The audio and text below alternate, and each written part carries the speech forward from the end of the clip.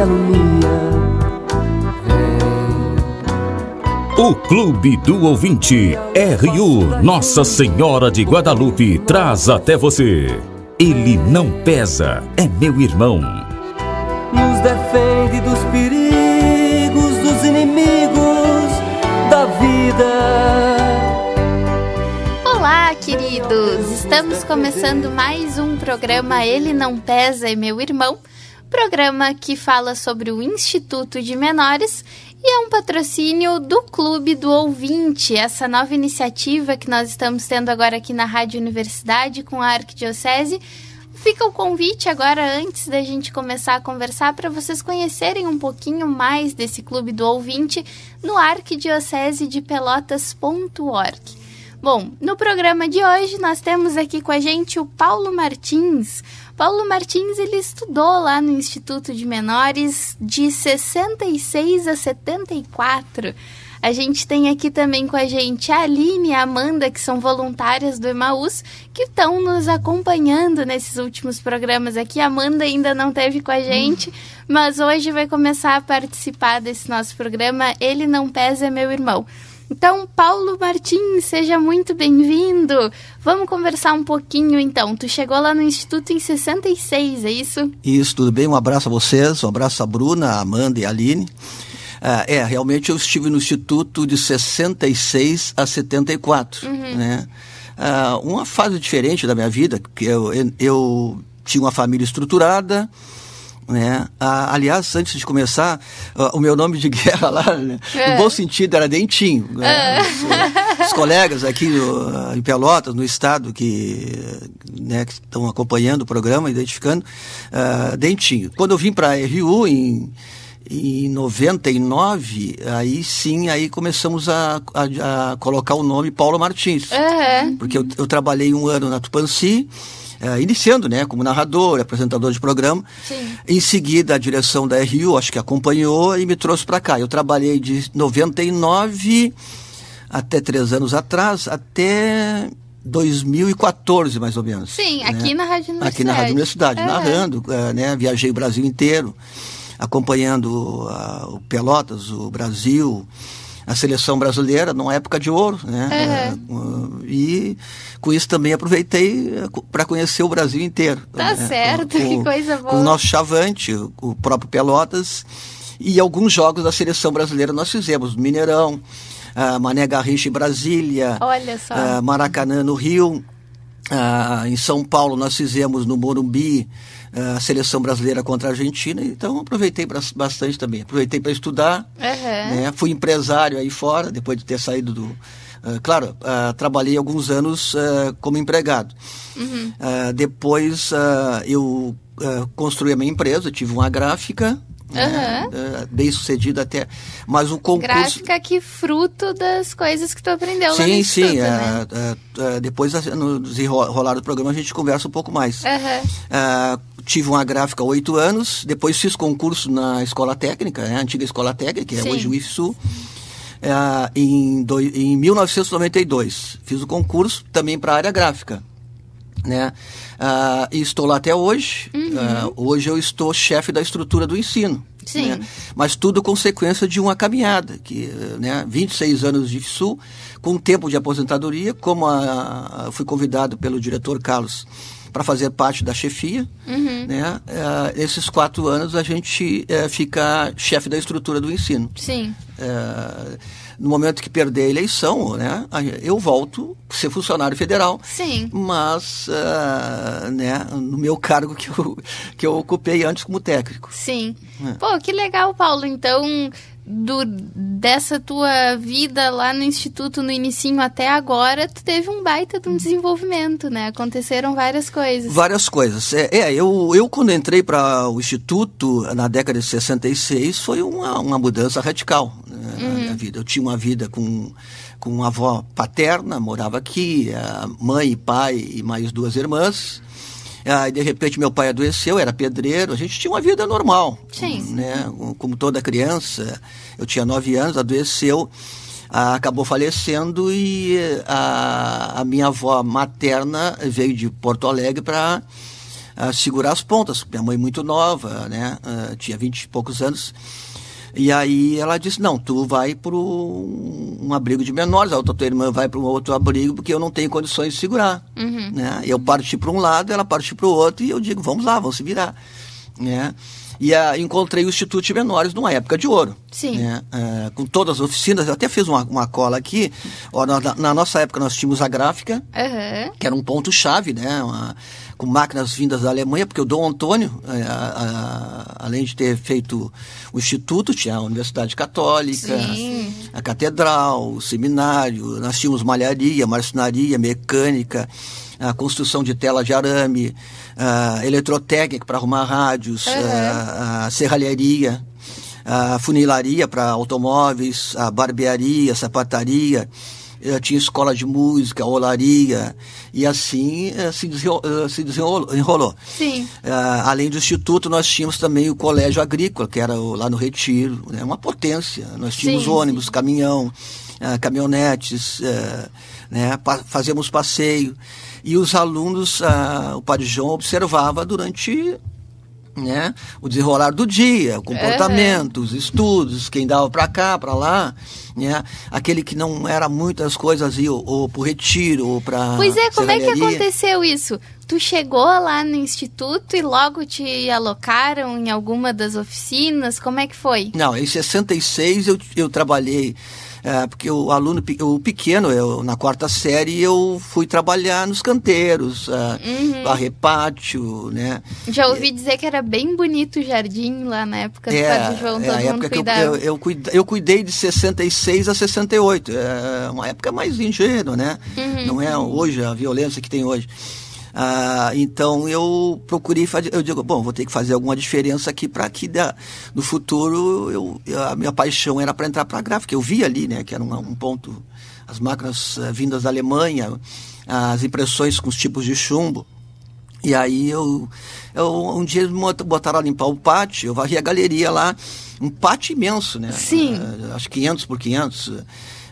Mas o pátio está limpo, né? Vai limpar o pátio. Eu digo, tá, vou limpar o pátio. Né? Tá todo mundo trabalhando, não tinha ninguém no pátio. Eu peguei um assim que riscava e risquei todo o pátio. Né? Risquei de um lado, risquei do outro. Aí quando deu o intervalo, o pessoal olhou e viu aquilo ali, chamou a atenção, né? Aí o padre, já na década de 68, o padre me chamou e disse assim, ô Deitinho, te apresenta na gráfica. E eu digo, tá, tô feito. Que coisa boa. Diz que o Padre João, ele era empreendedor, assim, ele tinha uma baita visão de ir dizendo, tu faz isso, tu faz aquilo, e de se meter dentro das oficinas profissionalizantes e dar uma organizada ali, né? Eu imaginava que não estavam observando, né? Mas eles observavam, eles tinham reunião no sábado à tarde, eles conversavam sobre os alunos, porque tinha três turmas. Turma A, turma B e turma C. A turma A era dos grandes, tu não podia passar por pátio no outro lado com os grandes. Os grandes podiam passar pro teu pátio. Tá. A turma B e C eram dos menores, dos 14 para baixo. Tu não podia passar pro pátio dos grandes, nem se misturar. O dormitório totalmente separado. Mas os grandes podiam cruzar para o teu pátio. Sim. Porque ali era mais fiscalizado, é tudo um controle, né? Os maiores tinham toda a liberdade lá dentro, como eu tive depois, né? A gente vai aprendendo. Pequeno tu é mais tolhido, né? Não tens nada de liberdade. Final de semana, domingo, tu tinha uma lista da gráfica, por exemplo, um pagamento. Né?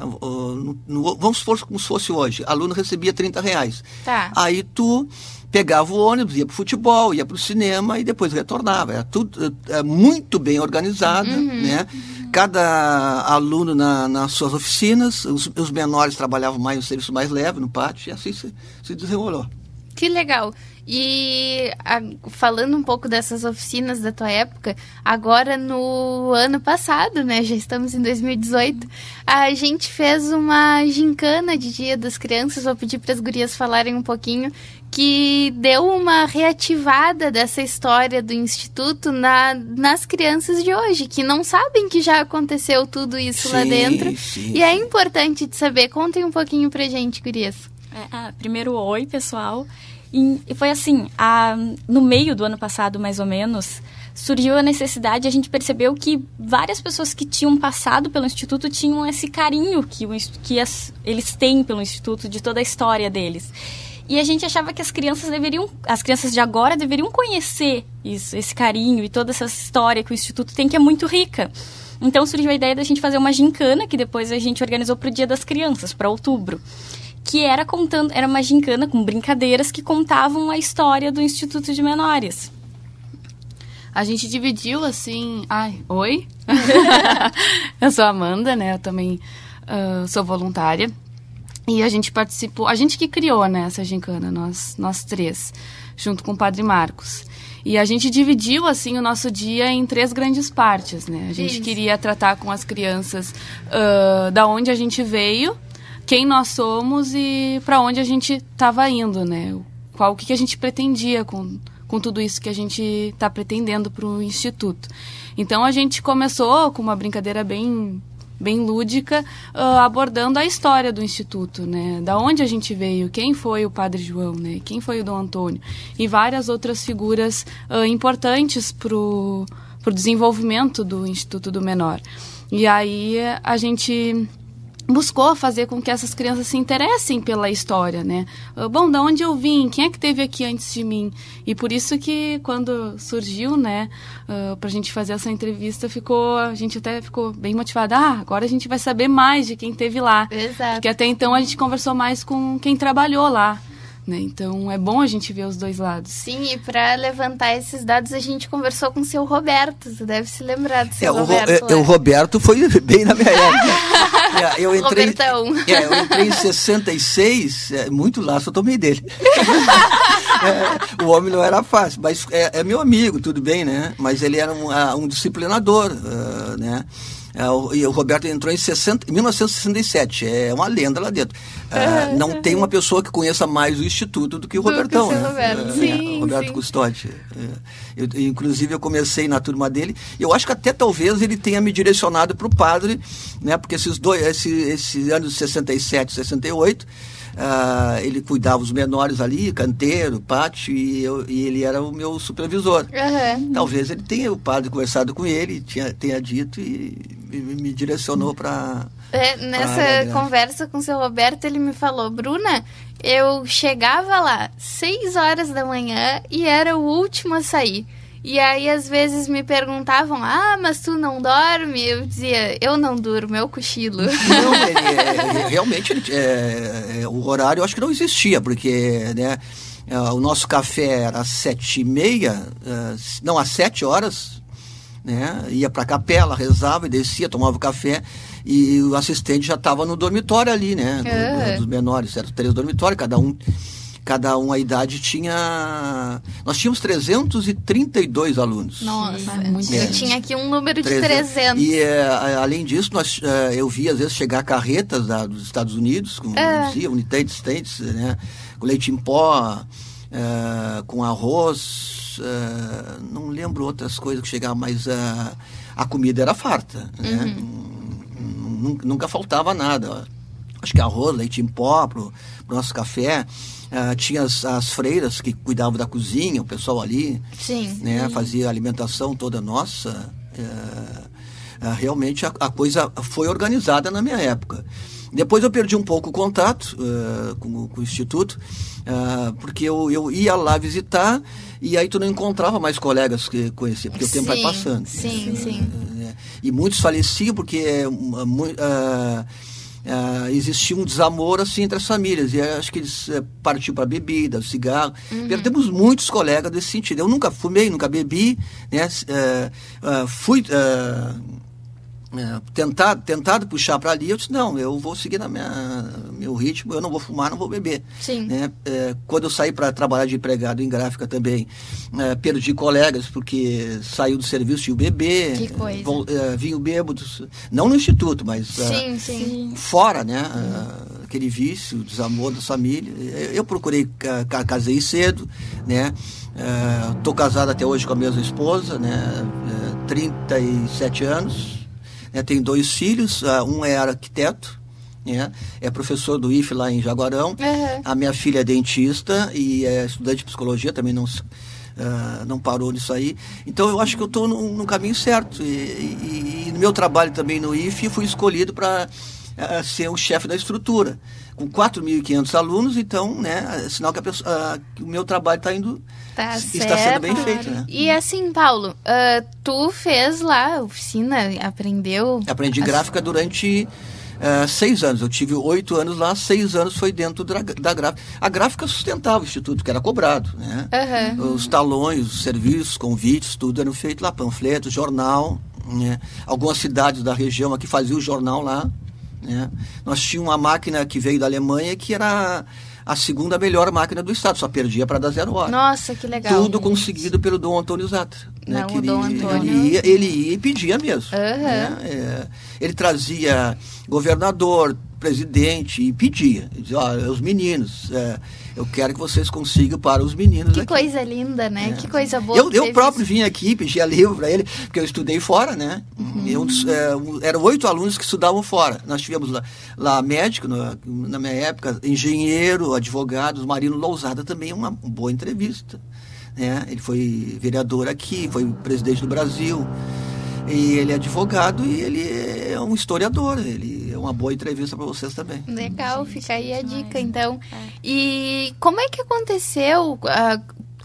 Tu teve lá no instituto, aprendeu essas coisas, tu saiu de lá e aí o que aconteceu contigo? É, uma boa pergunta. a minha filha me diz a mesma coisa, né? Eu só cuidando dela. E ela dizia assim, pai, eu estou estudando para quê? E aí, como é que vai ser meu futuro? Eu disse, não te preocupa, as coisas acontecem. Sim. Né? Porque eu trabalhava e eu digo, e aí, quando eu sair daqui, como é que vai ser? Né? Porque a minha família não me aceitava muito. Acontece, né? Criou os outros meus 2 irmãos e eu e a minha irmã que fomos criados fora. Eu digo, né? Quando eu entrei para lá, eu contava os anos. Eu digo, falta tanto tempo para me sair. Que coisa. Depois, com o tempo, tu vai acostumando. Tu vai perdendo aquele medo, né? Mas eu tinha sempre na cabeça, pai, eu vou sair daqui, vou fazer o quê? Né? Como é que eu vou viver? Então eu procurei sempre ter uma disciplina de eu vou aprender a gráfica aqui, porque às vezes vinham os colegas que trabalhavam fora e eu digo, então eles conseguiram emprego. Antes dos 18 anos, teve um colega que disse para mim, olha, tem uma vaga numa gráfica, tu queres sair? Eu digo, quero. 17 anos, quero. Né? Então vai lá, faz o teste, se caso o patrão te acertar, a Grafipel, né? Uma gráfica forte que tinha em Pelotas. Se o patrão achar que tu tem condições, tu vê se tu acerta. Eu fui lá, fiz o teste, vim embora e ele me disse, tá espaçado, se tu quiser vir, certo salário, vai ter carteira, tudo. Embora sendo órfão, mas nós tínhamos uma casa, que era nossa, né, dos meus irmãos, da minha mãe. E aí eu digo, fui lá, fiz o teste, tá. Aí cheguei e avisei lá para a direção, tô indo embora, vou trabalhar, vou ter o salário. Tu tem certeza disso? Tenho certeza absoluta. Eu não vou querer ficar a vida inteira aqui. Sim. Né? Eu estudei, estou estudando, vou trabalhar e estudar. E a partir dali, fui trabalhar, tive 8 anos lá estudando, e ele me ajudou a comprar uma gráfica, me ajudou com maquinário. Nossa, que coisa boa. E aí eu coloquei uma gráfica aqui pertinho da Católica, a gráfica Santa Rita, quase em frente ao Senac ali. Tive 8 anos também. Mas sempre procurando estudar. Eu digo, o caminho é o estudo. Claro. Né? Estudando, fiz também o concurso no IFSU, no Instituto Federal, aqui em Campos Pelotas. E aí, a partir dali, eu resolvi, a gráfica é muito puxada, embora ganhando dinheiro, é muito puxada, eu vou partir para um órgão federal para ver o que dá. E a partir também para trabalhava e trabalhava em rádio também, 2. E aí, mesmo quando fosse pro IFSU, ainda continua dando uma coordenada nesse setor de gráfica, né? Eu entrei como funcionário normal, como técnico, depois, um tempo, 15 anos, eu tive 15 anos para trás, depois me convidaram para ser chefe da gráfica lá, né? Comandar a gráfica, onde sai o processo seletivo, né? As provas, os concursos, tudo. E depois me convidaram para fazer parte de um grupo eletivo, né?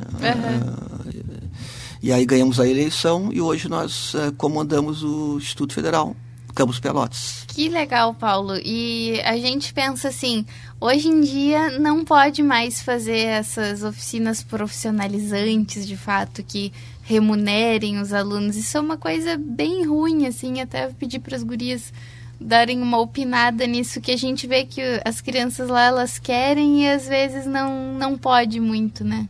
É triste isso, porque a gente vê, por exemplo, a tua história, que foi direcionado pelo Instituto, a gente não tem mais como fazer isso, porque não tem, embora a gente consiga fazer essa direção para eles, a gente não pode fazer uma oficina profissionalizante que dê alguma coisa para eles de futuro, assim, e eles querem isso, porque, claro, eles pensam no futuro deles, é normal isso, eles precisam de alguma coisa que, o que a gente vai fazer daqui uns anos e tal, e eles não pode, mas isso eu acho um pouco triste. Eu entendo que é lei, a gente tem que cumprir, mas é triste.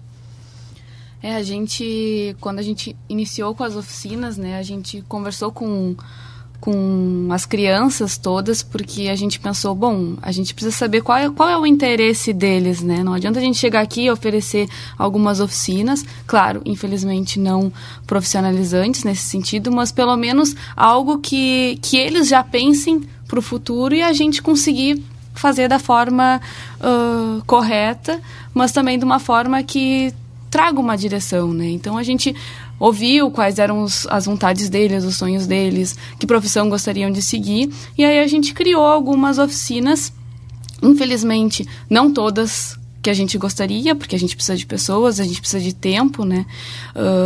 Porque as oficinas, elas são semanais, elas precisam de uma duração para que haja um aprendizado de fato. Sim. Então, às vezes é difícil encontrar pessoas que tenham esse tempo, né? A gente entende, né? Todo mundo trabalha manhã Até e tarde. fica o convite para quem está nos ouvindo. A gente está aceitando o trabalho voluntário lá no Instituto. Tu sabe fazer alguma coisa? Tem alguma coisa que tu sabe fazer que tu possa ensinar para as pessoas lá no Instituto, para as crianças e para os adolescentes? Entre em contato com a gente, pesquisando ali Instituto de Menores Dom Antônio Zátera no Google, vocês encontram o nosso Facebook, o nosso contato, o nosso site. Então fica esse convite, vamos lá, vamos conhecer, vamos ser voluntário, vamos ver como é que a gente pode fazer para ajudar e apoiar esse trabalho que vem há tanto tempo, como está falando o Paulo aqui com a gente, mas que continua hoje em dia com várias ações, com esse intuito de trazer pelo menos um norte, já que a gente não pode lidar com a remuneração, com aquela coisa mais empreendedora, assim, isso aí agora por lei a gente não pode mais fazer, mas o que é uma pena. Mas a gente pode direcionar, a gente pode mostrar como fazer as coisas. A gente tem oficina de estofaria, a gente tem oficina de manicure, tem a banda marcial, tem vários instrumentos, tem aula de dança. E isso tudo já vai dando um norte para as crianças. Nós aceitamos mais professores de várias áreas. A gente está aceitando também matrículas lá no Instituto de Menores. Vamos encher aquele instituto. A gente está com a perspectiva agora para 2018 conseguir mais e mais crianças. Pô, olha, na época do Paulo eram 332 meninos. 332, gente. Meta para 2018, então, né? Eu só estou dizendo para vocês também. Eu não sei se é bem assim, porque o Instituto, o IFSU, ele trabalha com jovens aprendizes ali, né? Na oficina de mecânica, eletromecânica, eletrotécnica, design de móveis, todos os jovens ali, o nosso instituto trabalha assim. Uhum. Né? Todas as oficinas, eles estudam e automaticamente eles vão direto para as oficinas. É um curso profissionalizante que vai os manter, né, quando eles saírem do IFSU, ou segue para uma universidade, ou vão ter o seu primeiro emprego. Sim, né? Até fica o convite também. Né? Eu sei porque eu fui do Instituto de Menores e hoje trabalho com 4.500 alunos no IFSU Campus Pelotas. Uhum. Né? As oficinas que tem lá, realmente também é uma potência, e os alunos como estagiários são remunerados. Sim. Né? Eles trabalham nos setores com meio salário, né? Eles têm alimentação, ou almoço ou janta, eles têm transporte das regiões aqui de Pelotas, tudo nesse sentido. Né? O que o IF fazia com o aluno ali dentro, o Instituto fazia, hoje o IFSU faz com também o menor, né? Ele já sai dali praticamente empregado, né? Escolhido ali. O Brasil inteiro chama os alunos, inclusive, né? A minha esposa trabalhou na telecomunicações lá e pegou emprego na CTMR. Não sei se vocês chegaram a pegar. Era uma empresa de telecomunicações aqui que acabou quebrando. Sei, mas não é da minha época. Sei, são muito jovens, né?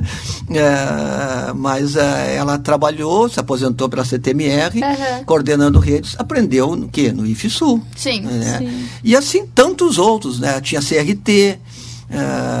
Hoje eu não sei, eu até com uma ideia, cabelo também é uma coisa que, né, é um emprego bem liberal, né? Pode ensinar a cozinha, geralmente tem que ter gastos com comida, mas os doces, né, os salgadinhos também são coisas que pode colocar a pessoa como independente, né? Sim, e ter sua própria estrutura. É uma ótima ideia, até se alguém que está ouvindo a gente saiba fazer e quiser dar essa oficina no Instituto, a gente aceita. Então tá, gente, nós estamos finalizando o nosso tempo de programa aqui, foi um bate-papo bem legal. Obrigado pelo convite. Nós que agradecemos tu ter vindo aqui, ter reativado agora aqui na cidade essa memória do Instituto, que já tem uns anos de chão por aí, já vem fazendo bem para várias famílias. O Instituto começou em 1944, com o Dom Antônio Zátera. Sim. Eu já entrei 20 anos depois, mas saindo fora para trabalhar, encontrei primeiros alunos lá, né? Inclusive na gráfica que eu trabalhei, encontrei 3 que tinham iniciado lá. O meu próprio coordenador de gráfica, também já falecido, Dalto, foi ex-aluno de lá, depois ficou chefe da gráfica lá no Instituto. É muito bem organizado. Que coisa boa. E andando pela cidade, a gente vê bastante esses profissionais atuando hoje em dia que saíram lá do Instituto, que aprenderam a profissão lá no Instituto. Tem um proprietário de gráfica, que o Geraldo, lá na Lindóia, ele trabalhou aqui na gráfica da Católica, foi do abrigo. Eu tinha a gráfica, ele disse: Paulo, tu me ajuda? Se eu botar a gráfica aí fora, tu me ajuda? Eu disse: não, pode fazer o que tu não tiver na tua casa, aqui na minha gráfica, que eu te ajudo para te ter. E hoje ele tem gráfica, né? Que legal. A gráfica Pergaminho, era ex-aluno de lá também. Show. Então tá, gente, vamos finalizando o nosso programa Ele Não Pesa, é Meu Irmão, que é um patrocínio do Clube do Ouvinte, que agora está sendo patrocinado também. Olha, nós temos um patrocinador, o Tauner Cão de Rodas, que fica ali na Avenida Bento Gonçalves, em frente ao banheiro feminino, no Parque Dom Antônio Zátera.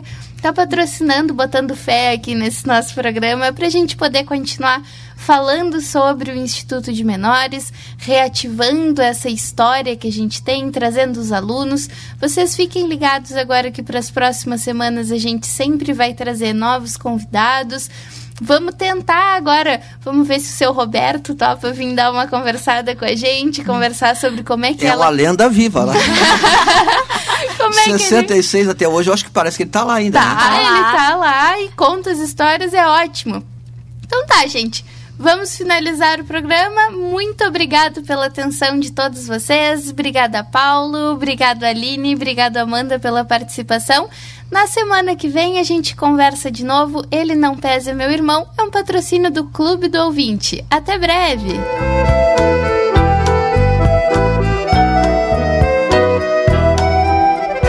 Luz na frente, paz na guia, Deus que me alumia. Seja um missionário da evangelização. Participe do Clube do Ouvinte. Um oferecimento: Rádio Universidade, uma emissora da Arquidiocese de Pelotas. Dos inimigos da vida, vem, ó Deus, nos defender, nos proteger. Vem.